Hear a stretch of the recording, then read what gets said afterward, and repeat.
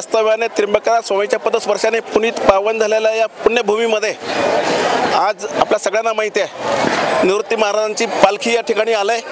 देवळालकरांच्या वतीनं मी या सगळ्या पालखीमध्ये आलेल्या सर्व भक्त भाविकांचं अंतःकरणपूर्वक देवळालकरांच्या वतीने स्वागत करतो।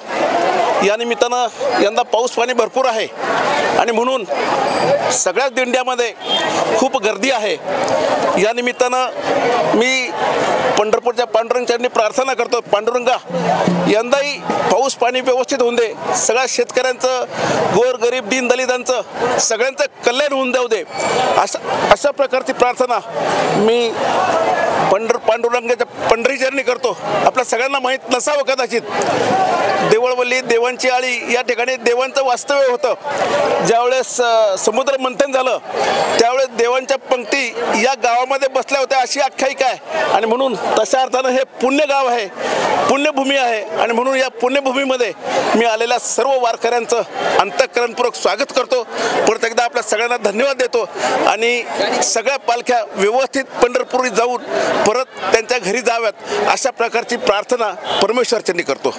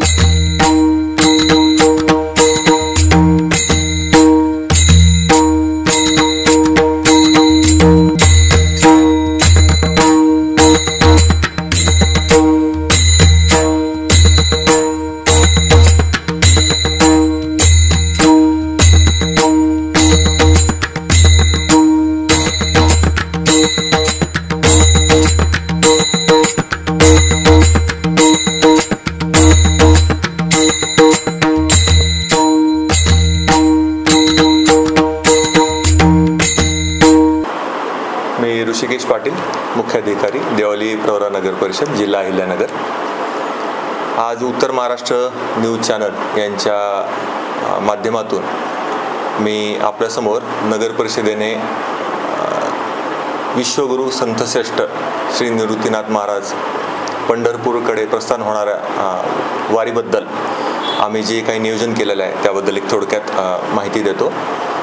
आमच्या विभागामार्फत आवश्यक त्या ठिकाणी संबंधित वारकरी बंधू भगिनींची पाणी पुरवठ्याची व्यवस्था, त्यांची वेळोवेळी स्वच्छतेची व्यवस्था, त्यांना त्यांच्या मार्गावर लागणारे आवश्यक ते मोबाईल टॉयलेट्स आणि काही ठिकाणी विविध समाजांच्या माध्यमातून विविध मंडळांच्या माध्यमातून त्यांची वैयक्तिक स्तरावर भोजनाची व्यवस्था करण्यात आलेली आहे। त्यांचे 3 ठिकाणी मंडप उभारण्यात आलेले आहेत, कमानी उभारण्यात आलेल्या आहेत। नगर परिषदच्या प्रवेशद्वारावर त्यांचे मुख्याधिकारी म्हणून प्रशासनाच्या वतीने मी स्वतः स्वागत करणार आहे। त्यानंतर काही वेळ दिंडीमधील बंधू भगिनी वारकरी हे विसावतील, त्यांचे भोजन इत्यादी कार्यक्रम आटपून ते राहुरी तालुक्याकडे प्रस्थान करतील। आणि या वारीच्या निमित्तातून, या दिंडीच्या निमित्तातून मी उत्तर महाराष्ट्र न्यूज चॅनल यांचे धन्यवाद मानतो आणि त्यांच्या पुढच्या कार्याला मी त्यांच्या शुभेच्छा देतो। धन्यवाद।